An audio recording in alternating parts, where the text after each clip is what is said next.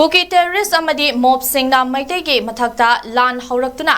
चुरचानपुर मोरे अमदी कांगपोकपीदा लैबा मैतेगी युम सिंग तोरातुना मै थादोकपीखिबदगी लैफम लैट्रदुना लांजेलखिबा मियामगिदमक मणिपुर लेंगांगना मतम खरगी ओइना सजीवागी जेल कैंपस मनाक्ता सागतकिबा प्री फैब्रिकेटेड युम सिंगदा लांजेलकपा मियोइसिंग लैहनबा चीफ मिनिस्टर एन बिरेना सिनख्रे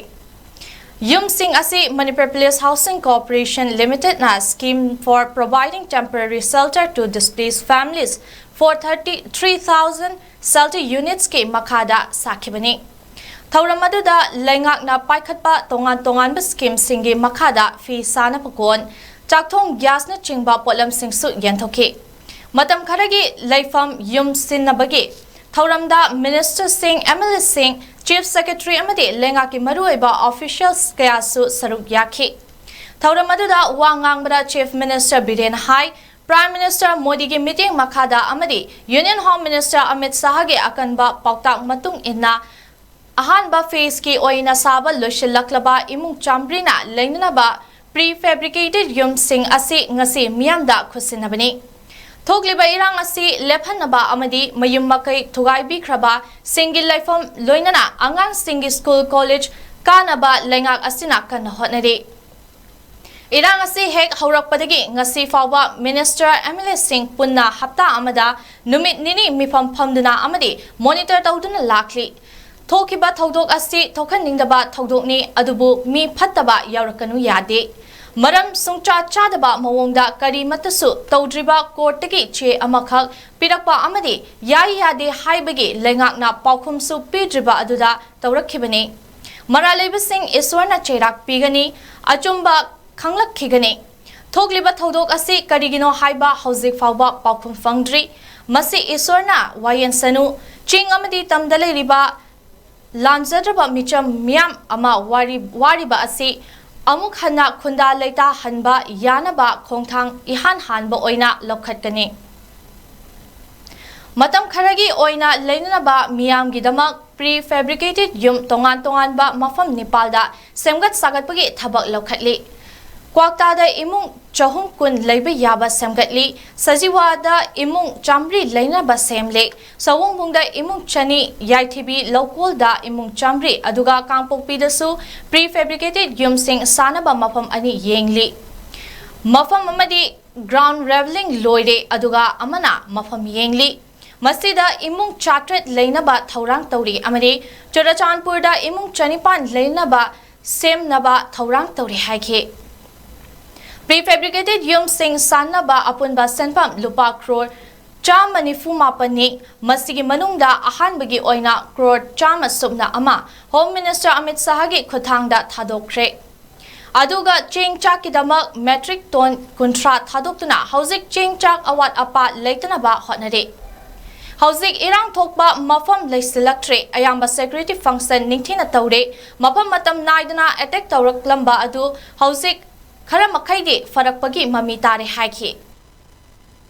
थोनिंगदब थोकदोक थोकपा लेसलक्ट्रे अयाम्बा सिक्योरिटी पर्सनल सिंग मागी मफमदा चंगकांदा फंक्शन फजन तौबो हौख्रे इमा इबेल सिंग सिलिनाउ सिंग यावना पाखनरंबा मफम सादब मरम सादब मफमदगी अटैक तौरकद्रा खोलकद्रा आइना सिंगनरंबदु खरा गैदि हुजिक फरकपगी ममी लेरे नैखोइना सु मदु honourable union home minister Amit Shah ji की डायरेक्ट सुपरविजन मखादा नैनदना अकनबा मियंग संगदना कन होनरी नॉर्मल सी सोइदना अथुगम मतमदा हंजलगने हाइबसिगी थाजबा अखोइदा लई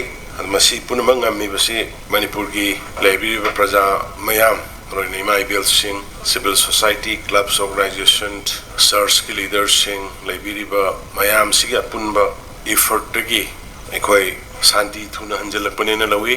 शांति सिमा खाताना दुम थमनबुगिदमक्ता अखोइ पुन्ना मु होनमिनसी होइबा थौदोकसिगी अखोइ हुजिक सोल्यूशन पोरकनी पॉलिटिकली अदुगा अखोइना चथगदब थबक अखोइ लेपोय इलीगल इमिग्रेंट्स खंतोकपा बायोमेट्रिक लोबो अखोइ सत्सन मदुगी भारत सरकार को पुन्ना अखोइ लेतना अखोइ चथगनी हुजि अखोइ सर्वे हौरे सर्वे अयाम लोसलकोदरे युम मांग ताख्रबसिंग इमीडिएटली युम सारगा हंजननबा याबसिंग लैबा याबसिंग अखोइ अथुबा मतमदा युम सारा सारगा मागी खुन सिंगदा नो युम सारगा लेहनबगी अखोइ हुजि थबक कन्न पाइखटबा हौरे रिलीफ केम दा वाना तारबा लैबा सनिसा सिंग इमा सिंग इनाउ सिंग इपा सिंग द अखोइ मोगी रिलीफ ओइननबा अखोइ specially one family one livelihood ki pa lakh tara ki scheme si moi de khoi priority hoina list conclude pa loire moi sida hek lairiba kangbu mayam sida lairen khalaga sigi jaga sida workset ama or somewhere moi sidagi puraga moina tawningiba moina makumasa haiba tawba taningiba porto ekhoi gi leibe government gi infrastructure leibe sing da thabak suholaga moida funding do biraga moi gi self sustain tawna ba moi gi madu gi port ekhoi athuba matam da ekhoi government gi oiba team khaidok re masigi damte yengnana ba akhanna ba officer team ama thamma ka ne ekhoi kan hona jari anu mayam tungning hanbi ganu matam gi achumba made aranba khangtokna ba matam gi sorna sugumba thokdoksi thon gi dabanate manipur gi miyam punamakta makeup thobo orasno makeup tho kanda maihoron de gi leira ba khoi indigenous people se karai de leirammi akhoi se kari phibam yongna leiramme karai yongna khoi matam kayam kuine khoi se survive tokudori ga ha ba se kana ba honara mani mayam makeup tho mani na loye gi morta koi kana gi against nate but nation tama ipai puna sai lising ani hom gi thamma nation mache targa mangan badi yaroine marang khangda bakang pak mai pair ga sana ba su yaroine mapu pan ba leba goi ga dabani authority level leba goi ga dabani authority malina system ma laina leba balance ai thok ba ai aning ma pung tau tong na bana tab system ma gi makhada na gi permanent gi yum sing du saringai mar ki ni se permanent gi yum sing do koi karai da uje security na maram war kana sang ba ya bana kada ino hai ba se koi identify tawre yum saba horogani madu gi yum permanent laikai du da saringai gi marak ta laina na ba yum ni mase sida permanent lai ga da banate adu mayam gi damak ta koi tum da sadana koi sarkar na honorable minister sing MLA sing official sing civil society imai ben koi punamang na hona jari